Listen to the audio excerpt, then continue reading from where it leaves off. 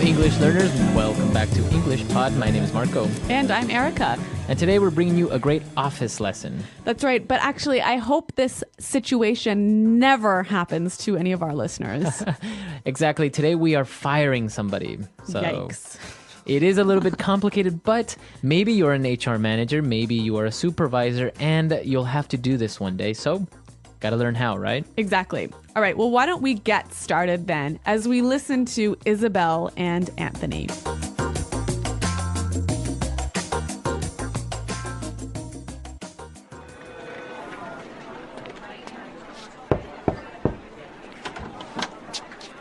Hi, Isabel. You wanted to see me?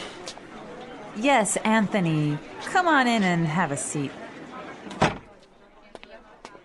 Is everything okay? You seem a bit preoccupied.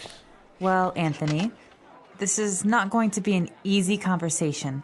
The company has made some decisions which will have a direct impact on your employment. Okay. I don't want to beat around the bush, so I'm just going to come out with it. We're going to have to let you go. What? Why? I mean, just like that, I'm fired? I'm sorry, but to be honest, you're a terrible employee. What? I resent that. Anthony, you were caught making international calls from the office phone. You called in sick 8 times this month. And you smell like alcohol.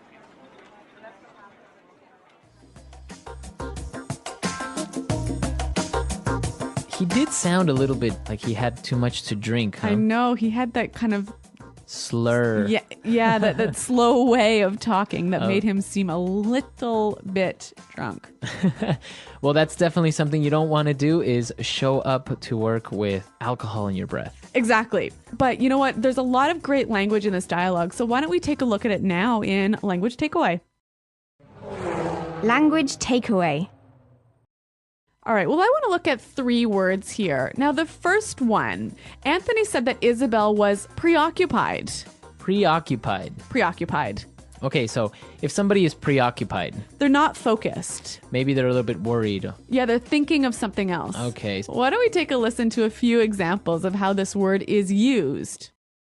Example 1. James is really preoccupied. I think he's having some family problems. Example 2. Oh, were you talking to me, honey? I'm sorry. I'm just really preoccupied with work. All right, so very clear now, preoccupied. Let's move on to our next word, direct impact. Direct impact. A direct impact. All right, so again, Isabel told Anthony that the decision will have a direct impact on his career. Mm-hmm. It will have a noticeable or impact or effect on his career. Okay, so a direct impact. And what about our last word? Well, Anthony said, I resent that. Resent. Resent.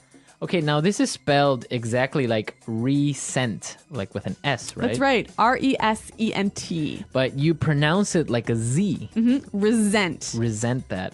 So what does it mean if you say, I resent that? It means I find that insulting. I find that to be not true. Yes. Okay, I resent that. All right, Marco. Well, how do you use this word? Well, if somebody tells you you're lazy, Okay. right? Then you might say, hey, I resent that. Right. I do a lot of work. I'm not Yeah. lazy. Yeah, so it's always something that you use after someone insults you. Right. Or says something that you find to be not true. Mm-hmm. Okay. Resent that. And I guess with this, it's time for us to listen to this dialogue again, and then we'll come back and look at some great phrases.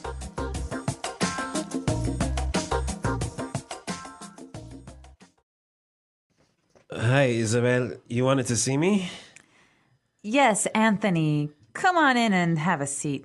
Is everything okay? You seem a bit preoccupied. Well, Anthony, this is not going to be an easy conversation.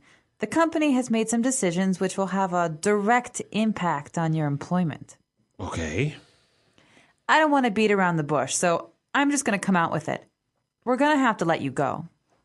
What? Why? I mean, just like that, I'm fired? I'm sorry, but to be honest, you're a terrible employee. What? I resent that. Anthony, you were caught making international calls from the office phone. You called in sick 8 times this month. And you smell like alcohol. Yeah, well, there's some wonderful language in here that you can use when you have to have a difficult conversation with somebody. Right, so let's take a look at these phrases in Fluency Builder.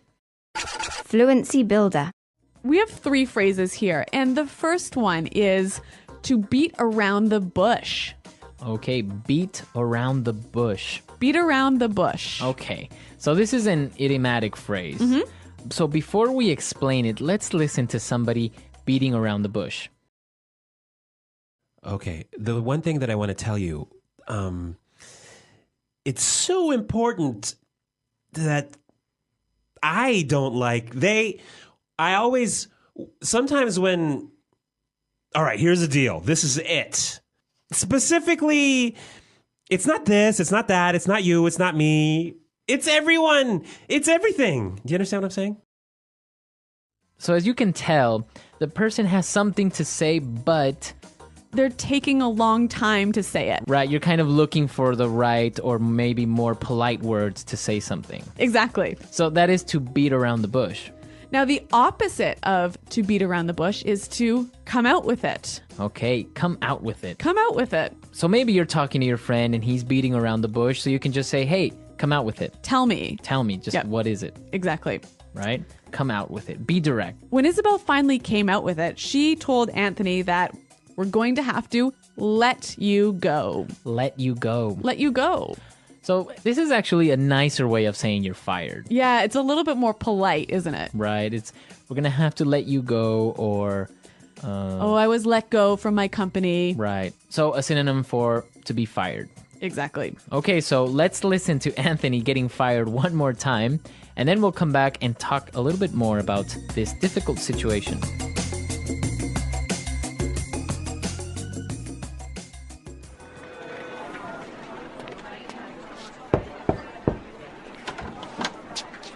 Hi, Isabel. You wanted to see me? Yes, Anthony. Come on in and have a seat.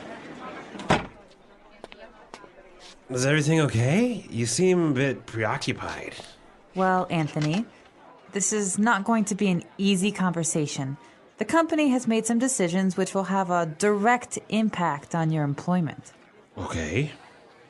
I don't want to beat around the bush, so I'm just going to come out with it. We're going to have to let you go. What? Why? I mean, just like that, I'm fired? I'm sorry, but to be honest, you're a terrible employee. What? I resent that. Anthony, you were caught making international calls from the office phone. You called in sick 8 times this month. And you smell like alcohol. So Erica, have you ever fired anyone? I have fired a lot of people. Oh, wow. You are a mean person. Oh, yeah. Well, there are some people who really do silly things like come to work drunk. And if you do that, You're obviously going to get fired. yeah. But in the United States, actually, there is an interesting way of firing people. They get a pink slip. Oh, yeah. But I guess this is just a little bit different than getting fired. You get a pink slip when you get laid off. Right. Yep. I mean, if you come to work drunk, you get fired immediately, right? Yes. But when you get a pink slip, so it's basically a little pink paper that tells you that you have been laid off. Yep. And so when you hear somebody say, we sent out, so when you hear somebody talk about pink slips, like our company sent out 500 pink slips, that means that 500 people got laid off. Or I got a pink slip today. That means you got laid off. Right. Yep. That's actually interesting because I don't know any other country that actually has this A special color. special color for firing people. Yeah. How about in your country? Is there a special color for pink slips? If you guys have any stories as well, maybe about being fired, or maybe you've had to fire somebody. Come to our website and tell us about it. Right, EnglishPod.com. There you can leave your questions and comments. Erica and I are always there trying to answer your questions, and also our great community is there that will also help you. Okay, guys, well, we're out of time for today, but until next time, Bye. goodbye.